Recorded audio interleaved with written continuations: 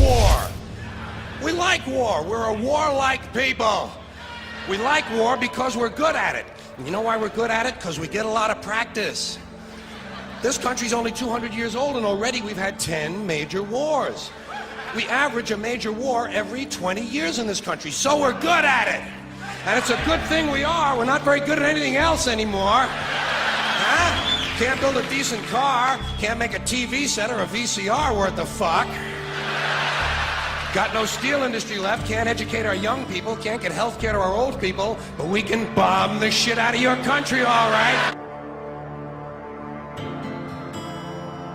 Especially if your country is full of brown people. That's our new job in the world, bombing brown people. Iraq, Panama, Grenada, Libya, you got some brown people in your country, tell them to watch the fuck out, or we'll goddamn bomb them. Well, when's the last white people you can remember that we bombed? Can you remember the last white, can you remember any white people we've ever bombed? The Germans, those are the only ones, and that's only because they were trying to cut in on our action.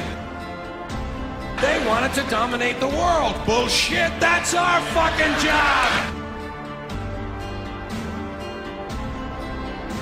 And you probably noticed I don't feel about that war the way we were told we were supposed to feel about that war, the way we were ordered and instructed by the United States government to feel about that war.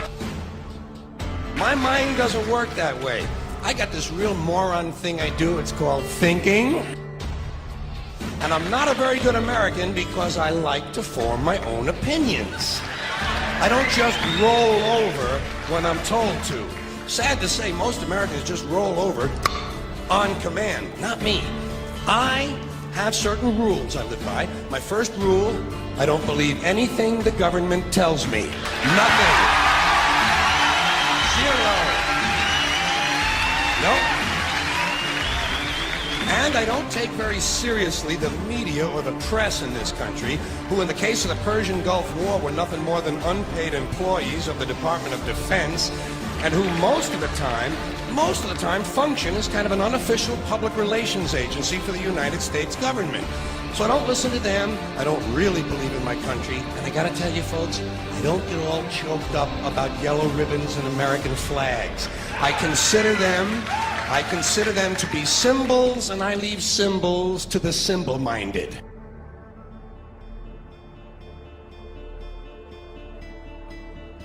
I'm talking about the fact that a war is rich old men protecting their property by sending middle-class and lower-class young men off to die. Forget these foolish elections. The owners of this country don't care about the poor in general. The owners of this country, what are we going... But is this Karl Marx talking to me? The owners of this country are the voters of this country. You're wrong about that, my friend. Aren't the owners of this country the voters in this country who elected George Bush? No, they're not. Listen, politics, these elections are a charade. It is a charade. Oh, okay. They are meant to... Well, I'll tell you, just listen for a minute. Learn a little something. The elections and politicians are in place in order to give Americans the illusion that they have freedom of choice. You don't really have choice in this country. All of the things that are important reduced in choice. Newspapers in a city, how many? Used to be 3, 4, now it's 1 or 2. They're owned by the same people, and they also own a radio station. Give these people a voting day every year so that they'll have the illusion of meaningless choice. Meaningless choice, that we go like slaves and say, "Oh, I voted." The limits of debate in this country are established before the debate even begins, and everyone else is marginalized and made to seem either to be communist or some sort of disloyal person, a kook, there's a word, and now it's conspiracy. See, they've made that something that should not be even entertained for a minute, that powerful people might get together and have a plan. Doesn't happen. You're a kook. You're a conspiracy buff. Conspiracy buff.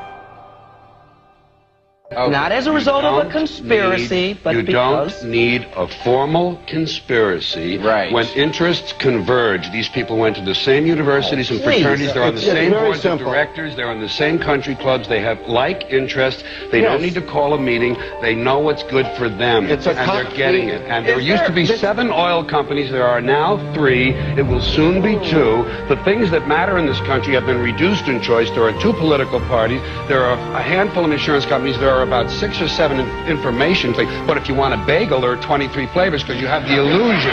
You have the illusion of choice. Right. You don't get the real importance. There's no freedom of choice. That's a great point.